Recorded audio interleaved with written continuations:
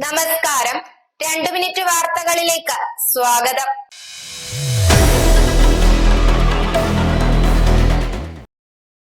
മാളുകളും വഴിയോര വ്യാപാര സ്ഥാപനങ്ങളും കൂണുപോലെ മുളച്ചുപൊന്തിയതോടെ ഇടത്തരം നഗരങ്ങളിൽ ചെറുകിട വ്യാപാര സ്ഥാപനങ്ങൾ വ്യാപകമായി അടച്ചുപൂട്ടപ്പെടുന്നു.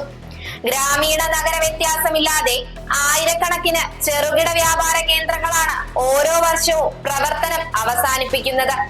പ്രതിസന്ധിക്ക് ആക്കം കൂട്ടി വഴിയോര കച്ചവടക്കാർ ഇടത്തരം സിറ്റികളിലെ ഒട്ടുമിക്ക വ്യാപാര സ്ഥാപനങ്ങളും പ്രതിസന്ധിയിലൂടെയാണ് കടന്നുപോകുന്നത്. 5 വർഷം മുമ്പ് ഉണ്ടായിരുന്നതിനേക്കാൾ കച്ചവട സ്ഥാപനങ്ങൾ വന്നതും വഴിയോര കച്ചവടം വർദ്ധിച്ചതും ഇതിന് കാരണമാണ്. കോവിഡ് കാലത്താണ് വഴിയോര കച്ചവടം വ്യാപകമാകുന്നത്. US-ലെ 18,000 അനധികൃത താമസക്കാരെ ഇന്ത്യ തിരിച്ചു വിളിക്കുമെന്ന് റിപ്പോർട്ടുകൾ. US-യുമായുള്ള സൗഹൃദത്തിൽ ഉലച്ചിൽ ഉണ്ടാകാതിരിക്കാനാണ് പുതിയ നീക്കം. ഇരു രാജ്യങ്ങളും സംയുക്തമായാണ് US-ൽ 18,000 ഇന്ത്യൻ പൗരന്മാർ അനധികൃതമായി താമസിക്കുന്നുണ്ടെന്ന് കണ്ടെത്തിയത്. അനധികൃത കുടിയേറ്റം തടയുമെന്ന് പ്രചാരണത്തിലുടനീളം ട്രംപ് പറഞ്ഞിരുന്നു.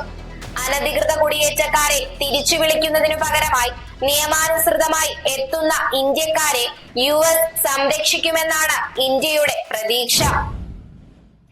ഹലാൽ ടാഗ് പതിച്ച ഉൽപ്പന്നങ്ങളുടെ വിൽപ്പന നിരോധിച്ച് ഉത്തർപ്രദേശ് സർക്കാർ ഉത്തരവിറക്കിയത് വലിയ രീതിയിൽ വാർത്താ പ്രാധാന്യം നേടിയിരുന്നു. ഇപ്പോഴിതാ ഇന്ത്യയുടെ ഹലാൽ ഉൽപ്പന്നങ്ങളുടെ വ്യാപാരത്തിൽ വൻ കുതിപ്പ് രേഖപ്പെടുത്തുന്നുവെന്ന റിപ്പോർട്ടുകളാണ് പുറത്തു വരുന്നത്. മണി കൺട്രോൾ പുറത്തുവിട്ട റിപ്പോർട്ടിലാണ് ഇക്കാര്യങ്ങൾ വ്യക്തമാക്കുന്നത്. ഹലാൽ സർട്ടിഫിക്കറ്റുള്ള മാംസം, സംസ്കരിച്ച ഭക്ഷ്യപദാർത്ഥങ്ങൾ, മരുന്നുകൾ, സൗന്ദര്യവർദ്ധക ഉൽപ്പന്നങ്ങൾ എന്നിവയുടെ കയറ്റുമതി 2023-ലെ 14% വർധന ഉണ്ടായതായി കണക്കാക്കുന്നു. കേരളത്തിലെ കോൺഗ്രസ് നേതാക്കളുടെ ചക്കിളിത്തിപ്പോരിലും ഭിന്നതയിലും AICCക്ക് കടുത്ത അസ്വസ്ഥതയും അമർഷവും.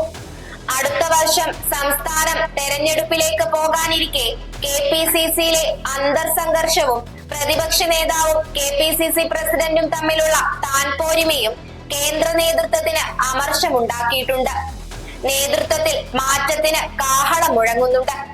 K. സുധാകരനും പ്രതിപക്ഷ നേതാവ് VD സതീശനും രണ്ടു വഴിക്ക് നീങ്ങുമ്പോൾ ധാർഷ്ട്യവും കാർക്കശ്യവും അണികളെ ഉലയ്ക്കുന്നുണ്ടെന്നും പാർട്ടിയുടെ അടിത്തട്ടിൽ ഏകോപനമില്ലായ്മ ഉണ്ടാകുന്നുണ്ടെന്ന വിമർശനവും ഹൈക്കമാൻഡിന് മുന്നിൽ ഉയരുന്നുണ്ട്.